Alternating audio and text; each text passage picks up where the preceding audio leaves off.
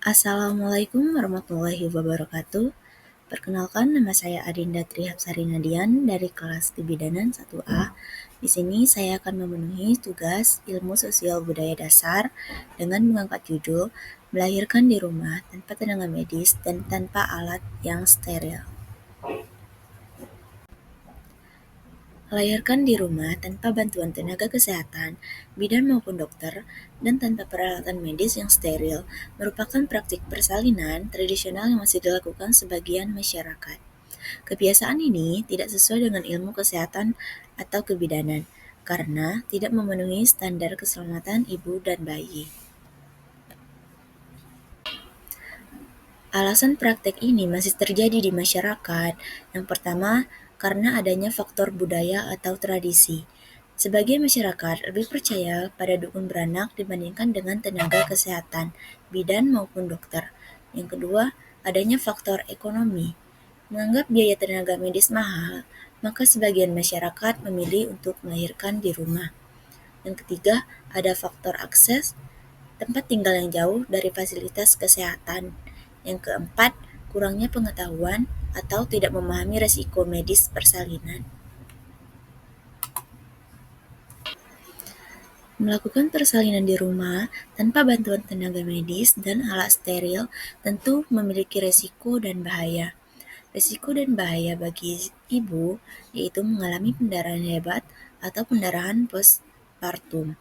Yang kedua, infeksi karena proses tidak steril. Yang ketiga, ekslampsia, kejang saat hamil atau bersalin. Yang keempat, robekan jalan lahir tidak tertangani. Dan yang kelima, kematian ibu. Sedangkan resiko dan bahaya bagi bayi yaitu yang pertama ada asfiksia, bayi tidak bernapas saat lahir. Yang kedua, ada infeksi tali pusat. Yang ketiga, berat badan lahir rendah tidak terpantau. Yang keempat, cedera lahir, trauma kepala atau patah tulang.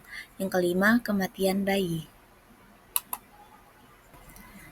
Menurut standar kesehatan, persalinan harus dilakukan oleh tenaga kesehatan terlatih, bidan maupun dokter, menggunakan alat dan lingkungan yang steril, memiliki fasilitas rujukan bila terjadi komplikasi, dan mendukung inisiasi menyusui dini, IMD, dan ASI eksklusif.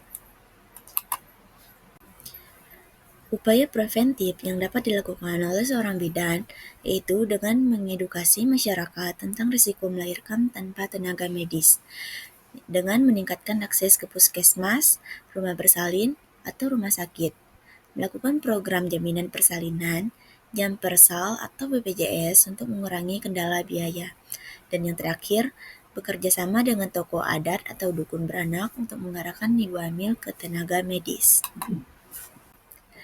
Jadi, kesimpulan dari apa yang saya sampaikan, yaitu melahirkan di rumah tanpa tenaga medis dan tanpa alat yang steril merupakan kebiasaan yang tidak sesuai dengan ilmu kebidanan karena meningkatkan risiko komplikasi dan kematian ibu serta bayi. Pendekatan preventif dan edukatif sangat diperlukan agar masyarakat mau melahirkan di fasilitas kesehatan. Terima kasih kepada semuanya yang telah hadir di sini. Jika ada salah kata, saya mohon maaf. Saya akhiri. Wassalamualaikum warahmatullahi wabarakatuh.